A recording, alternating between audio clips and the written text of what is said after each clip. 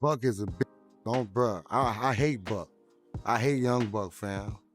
Buck is, so we ain't gonna talk about Buck at all, period. When G-Unit first exploded onto the scene, they were riding the massive wave created by 50 Cent's meteoric rise. The crew came in strong, unified, and ready to take on anyone who dared to step to them. Too many trans women have came out to out his, okay? At this point, this man is... But among the members who made up that original crew, one guy stood out from the rest. Not because he was from New York like the others, but precisely because he wasn't. That man was Young Buck. He was the outsider who became essential. Grateful beyond words for the opportunity 50 Cent handed him, Buck didn't waste a second proving he belonged. Off the camera, my dude. You said what? Take me off the camera. What's up with you and 50? Take me off the camera. What you mean take you off the camera, bro? Take it off. We don't want to be recorded. So he said you with trainers, is that true? His debut album went platinum almost effortlessly, and for a moment, it genuinely looked like nothing could slow him down. But then things took a wild and unexpected turn. His infamous, very public falling out with 50 Cent sent his life spiraling downward, and it just kept getting worse. He went from being one of the most beloved rappers in the game to someone who lost a tremendous amount of respect within the hip-hop community. Controversy seemed to follow him everywhere, and even when he tried his hardest to clear his name, it never worked out in his favor. Buck is a LGBT member.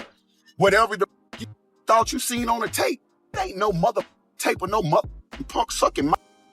But for you, ordinary cook up in particular. Eventually, he even ended up filing for bankruptcy. It's honestly stunning when you think about where Young Buck started and where he ended up. He was once a talented miner with a natural gift for freestyling, a miner who had no idea his hustle on the streets of Nashville would eventually lead him to one of the biggest crews in music history. He landed one of the hottest cosigns imaginable, getting signed to G-Unit. I ended up having to file bankruptcy into that situation. The home once owned by rap artist Young Buck is up for sale. The house, valued at $350,000, was raided by the IRS as payment for $300,000 in back tax. Buck brought the Southern piece to the group. That Southern flavor, that wild, raw energy, those hard-hitting bars, that distinct slang, and a sound the group simply didn't have before him. He expanded G-Unit's reach far beyond their own core artists, featuring Southern heavyweights like Ludacris and T.I., and adding something fresh the crew genuinely needed. He was also the most consistent member when it came to dropping music, becoming the label's most reliable output machine. We here now, we in the building. They finally finna let me in, you understand? But somewhere along the road, Buck made a string of terrible decisions that led to his downfall. Camera, my dude. You said what? Take me off the camera. What's up with you and 50? Take me off the camera. What you mean take you off the camera, bro? Take it off. We don't want to be recorded. So he said you with trainers, is that true? It's almost like he never fully recovered, and his career never reached the heights everyone believed it should have. Worst of all, he lost a significant chunk of the respect he'd once had, both from his peers and from the fans who had supported him from day one. So what exactly went wrong for Young Buck? Let's dive into the full story. We were really joking in regards to calling them. Lil Jimmy had called the number on the back, and he was asking them, you know, what y'all want to come down here. And I think Baby had said something around $5,000 or something like that. And we was like, what?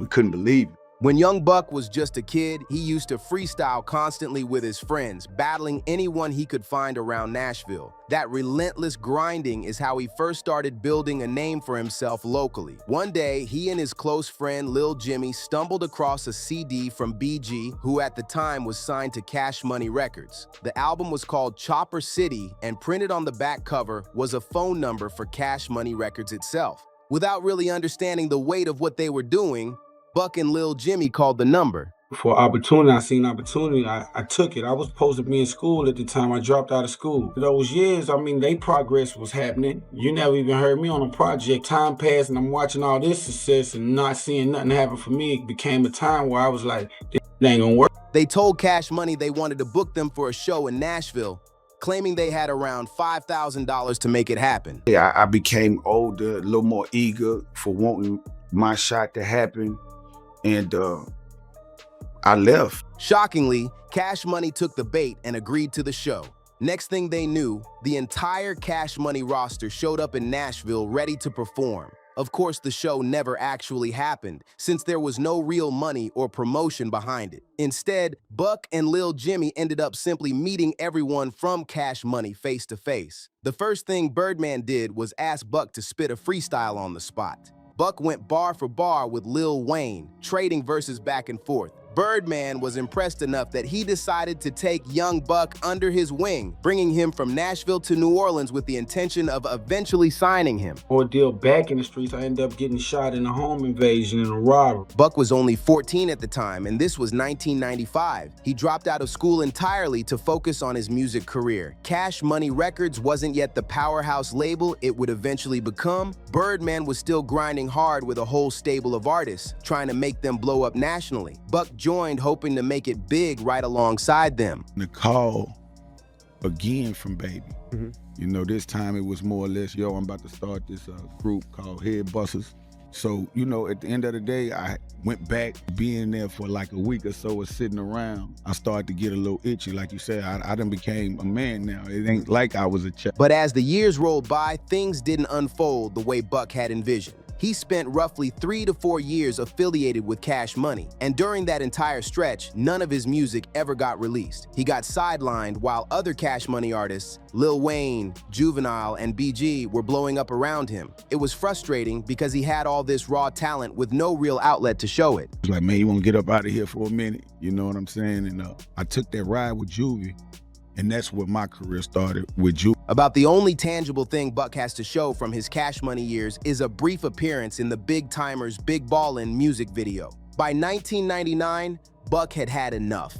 He was exhausted from waiting for a break that never seemed to come, and he decided to leave Cash Money and strike out on his own. Tell y'all, that record was Bloodhound on Yes, 50's Get Richard Die Trying. Basically 50, you know, heard the record and liked the record, seen what he seen in me, gave me the biggest opportunity of my life. But those years weren't a complete loss. Buck soaked up an enormous amount of industry knowledge, and he crossed paths with people who'd play critical roles later on. So G-Unit, I'm G-Unit to Buck the is death. G-Unit all Straight day. up and down. Ain't going nowhere. God forbid, but the minute that you ever see me away from this is death or the penitentiary. I don't believe in. He met DJ Paul from 3 6 Mafia, who would become an important connection down the line, and he also crossed paths with Juvenile, who was a massive deal at Cash Money and would eventually help him out further down the road. In 1999, Buck returned home to Nashville and started working independently. He linked up with his local circle of friends, including a rapper named D-Tay, and together they released an independent album titled Thuggin' Till the End on August 22nd, 2000. It hit number 34 on the US R&B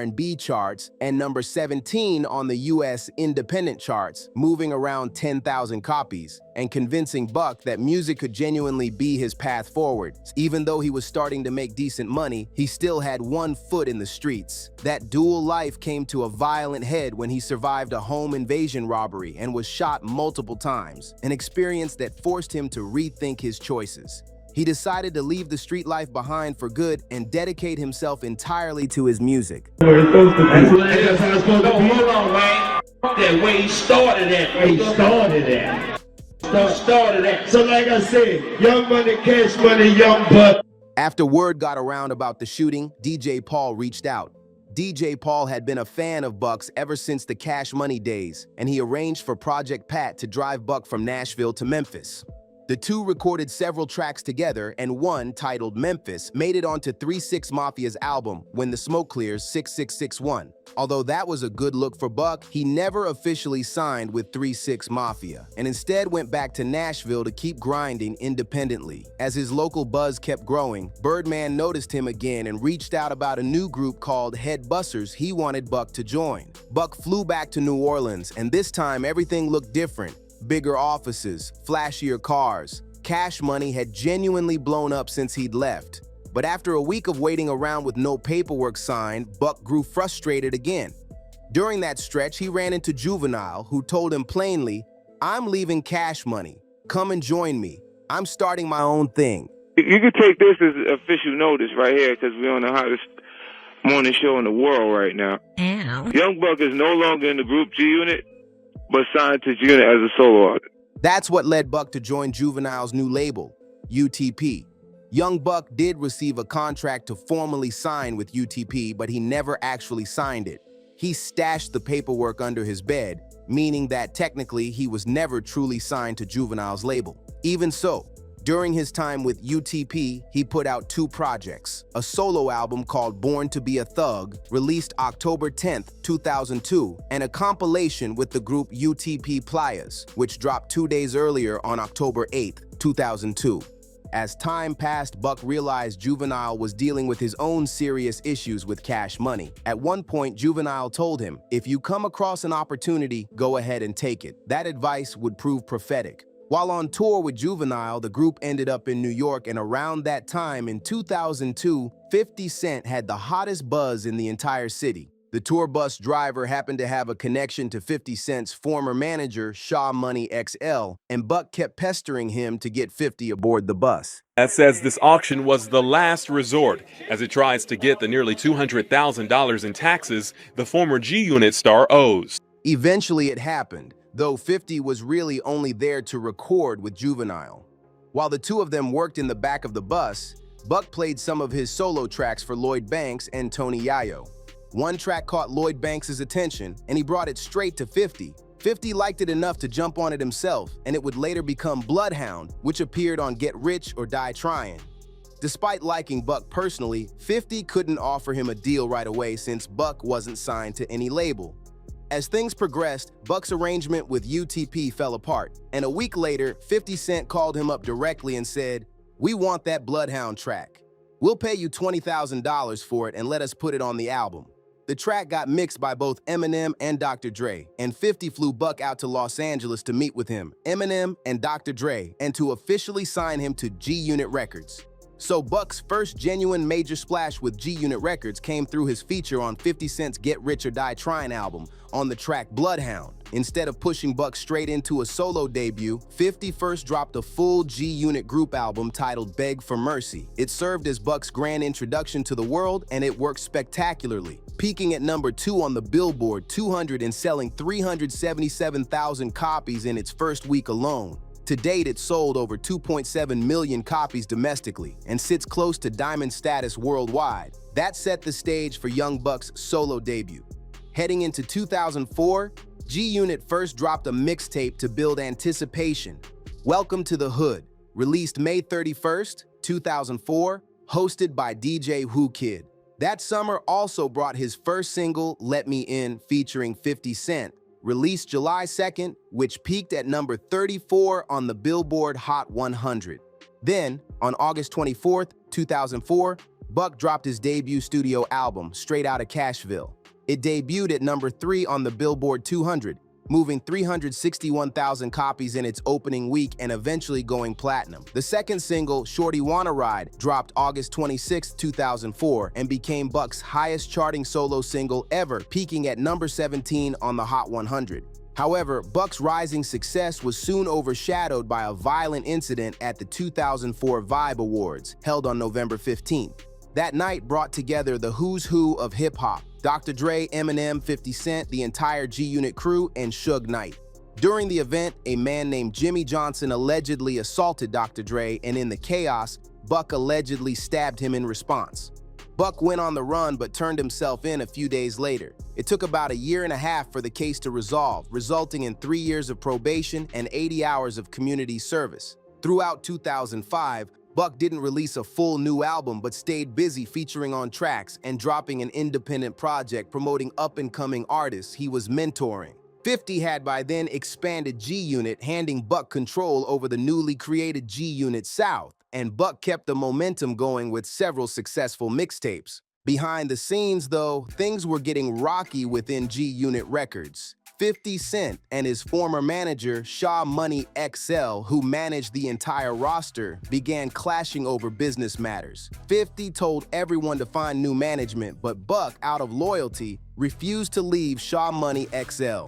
That loyalty put Buck at odds with 50, who claimed Buck's real problems stem from his continued associations with 50's known enemies, The Game, Jadakiss, Fat Joe, and Jim Jones. On top of that, Buck was reportedly burning through money and neglecting his taxes, which forced 50 to personally cover them twice.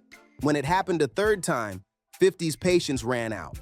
During this stretch, Buck began performing solo more often, raising public questions about his status in the group. In interviews, he insisted he was still part of G-Unit but focused on his own brand. Eventually, Shaw Money XL told Buck to call 50 and sort things out, which they did, allowing everyone to refocus on Buck's career a while longer. As Buck began promoting himself more heavily as a solo artist, he started pushing his own Cashville Records imprint over the G-Unit South branding, frequently wearing Tanasi t-shirts instead of G-Unit merchandise. This fueled speculation about where he actually stood within the group. Things took a real turn in January 2008 when Buck appeared at a show with Lil Wayne and Birdman, who publicly suggested Buck join Young Money Cash Money and leave his other label behind. Buck's apparent agreement didn't sit well with 50 Cent. In February 2008, G-Unit released a mixtape titled Return of the Body Snatchers Volume 1, but Buck was noticeably absent, confusing fans who had recently heard him on a group track. The following month, 50 and Buck had a private phone conversation that Buck didn't realize was being recorded.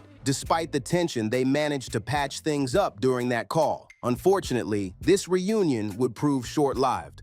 Just a couple of weeks later, on March 20th, 2008, an interview with Yo Rap's magazine surfaced where Young Buck dropped a genuine bombshell. He claimed that he had never received a single royalty payment from either 50 Cent or G-Unit Records. In his own words, "I'm still waiting on a royalty check, period.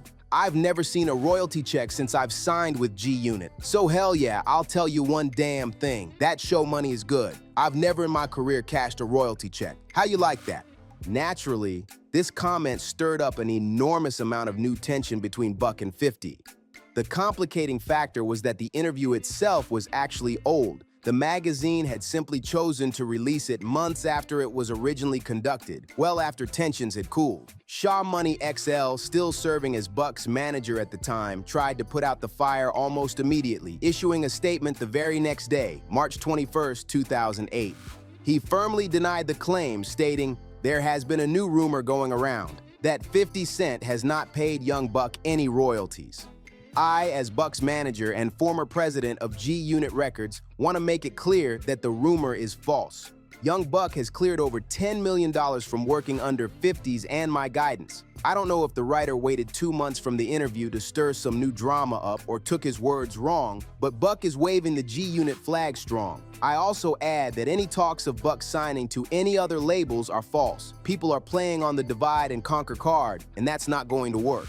Despite this attempt at damage control, the underlying issues between Buck and 50 remained completely unresolved. Just a couple weeks after that statement, on the morning of April 7th, 2008, 50 Cent called into Hot 97 and officially announced that Young Buck was no longer a member of the G-Unit group, although he technically remained signed to G-Unit Records as a solo artist. Young Buck stayed quiet in the immediate aftermath, but on May 12th, 2008, he dropped a new track called My Interview, addressing his ousting from the group and the allegations swirling around him. Things stayed relatively quiet until June 15, 2008, when Buck went on stage and shouted "FG Unit" to the crowd. A couple of days later, on June 17, 2008, 50 retaliated by officially releasing the full recorded phone conversation, the one where Buck could be heard pleading with him. The very next day, Buck responded with a diss track titled The Tape Conversation. Then, on July 1st, 2008,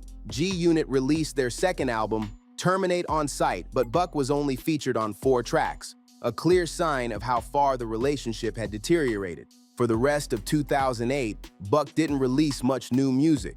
According to him, 50 Cent was actively hindering his ability to record and release an album through the label. So heading into 2009, Buck pivoted toward releasing a steady stream of mixtapes on his own instead. Then, on August 3, 2010, the IRS raided Young Buck's home over more than $300,000 in unpaid back taxes. During the raid, agents found a firearm, Since Buck was already a convicted felon from the 2004 Vibe Awards incident, this became a significant legal issue, and he was formally charged for possessing the weapon, despite claiming it wasn't his. A couple weeks later, on August 19, 2010, Buck filed for Chapter 13 bankruptcy, which allowed him to be legally released from his G-Unit Records contract. He continued releasing music independently, but 2011 brought more legal trouble. In March, G-Unit Records filed a $10 million lawsuit against him. A few months later, on March 4, 2012, Buck survived a drive-by shooting. That night, he'd reportedly gotten into a scuffle at a club in South Nashville. While he and his girlfriend sat in their parked car afterwards, someone drove by and fired at the vehicle 11 times. Buck wasn't hit, but his girlfriend was struck once in the shoulder.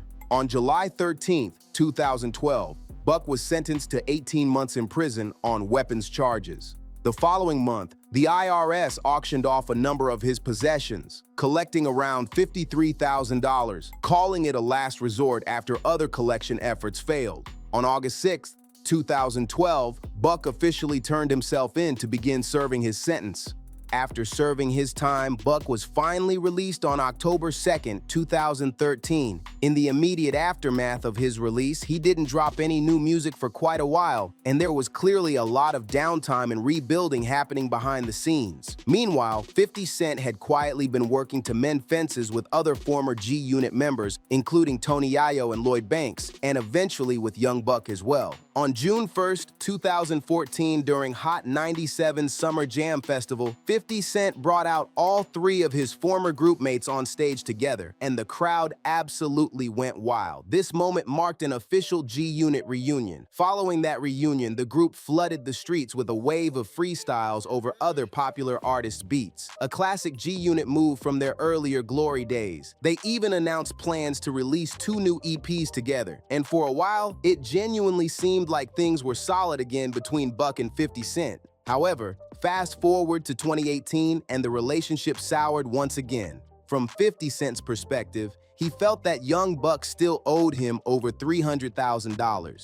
So he decided to hit Buck where it would hurt most, issuing formal cease and desist orders against anything Buck attempted to release through G-Unit Records. On top of that, 50 also took the opportunity to publicly mock Buck over a personal scandal involving a transgender woman named Perfect. Rumors had been circulating that Buck was secretly involved with Perfect, and the situation escalated dramatically when an audio recording surfaced online of a man, allegedly Buck, calling her and demanding she take down whatever she had posted about their relationship, while also insisting she issue a statement to clear his name publicly. Perfect later issued her own apology regarding the leaked audio, claiming her account had been hacked and that she had no part in the recording actually getting out. She stated, "First, I would like to start by apologizing to David Buck, his family, friends, and anyone who has been offended or hurt by the video that was recently posted on my page. Unfortunately, I haven't had access to my page for over a week." Young Buck went online almost immediately to deny everything. In a subsequent interview, he admitted that he had at some point been catfished, but he insisted the situation ended there and nothing more. He claimed he never had any actual relationship with the woman in question and felt strongly that he had been deliberately set up, though he wasn't entirely sure why he was targeted in the first place. According to Buck's own account, the situation with Perfect didn't unfold the way the public generally assumes, and it wasn't really the underlying reason 50 was coming after him. According to Buck, the real issue once again boiled down to money. He claimed he discovered he was owed considerably more than he had actually been receiving, and when he confronted 50 directly about it, things took a sharp turn for the worse. Fast forward to 2023. And Young Buck publicly announced that he was planning to sell off his music catalog entirely in order to generate some much-needed revenue. Buck had once been so genuinely honored just to have the opportunity to make it in the music industry that he largely overlooked the business side of things early on, a decision that ultimately left him indebted to G-Unit for decades after he was eventually dropped from the label. Despite 50 Cent's own monumental and continued success in the years since, he never fully let up on his beef with Buck. This relentless, ongoing feud left the Nashville rapper struggling from the very day he was dropped by G-Unit, and in many ways, he never fully recovered from that fallout, even though Young Buck had one of the strongest starts imaginable to his career. The talent, the platinum records, the Southern sound nobody else in G-Unit could bring. We're still left wondering just how far he could have gone if his legacy hadn't been so thoroughly marred by politics, betrayal, and drama.